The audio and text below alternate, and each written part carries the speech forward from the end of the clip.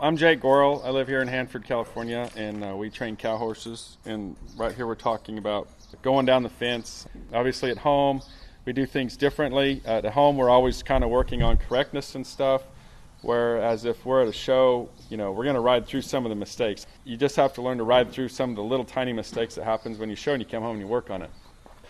For example, here we're going down the fence at home, and I really concentrate on straight when I'm raiding down that fence. I always want my horse to be parallel with that cow, no matter where he's at. And I want a horse to go by that cow straight and go into that ground straight and then make the turn. And I practice that a lot at home.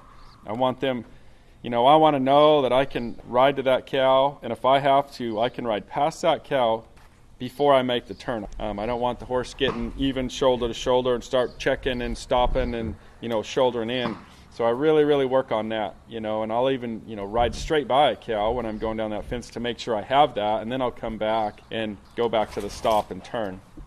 Like here, we're going down the fence on my bridle horse, and he's got good rate right here. He's kind of behind, so I ride him by. See how I went horse's tail to that cow's head before he made that turn? I want to know that I can do that, because when you show horses, you're going to get numb cows that don't turn when they should. So like here, we're going down the fence on the yellow mare, pretty fast, going down there, straight, get to that head, really good initiation right there, went to the ground good, and I was a little bit early. If I was showing there, I'd have probably had to take one more stride, but this next run demonstrates the consequences of one more stride in a turn. You're just a little bit looser there, and you lose a little bit of control on that cow, and it's easier for him to pop off the fence. That's kind of the difference right there. Sometimes it's a risk. It's all a risk.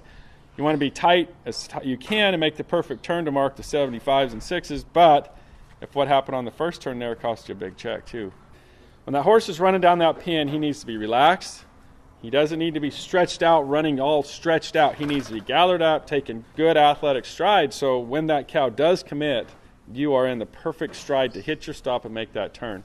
The longer your stride is and the more uncollected they are running down through there, then, the difference between a short stride and a long stride can be the difference between a tight turn and a looser turn. And when you make that looser turn, you'd get by and make the turn without the cow going on your horse's neck, but sometimes you got to really hustle to that next turn, and that puts you at a disadvantage. So you got to really watch that.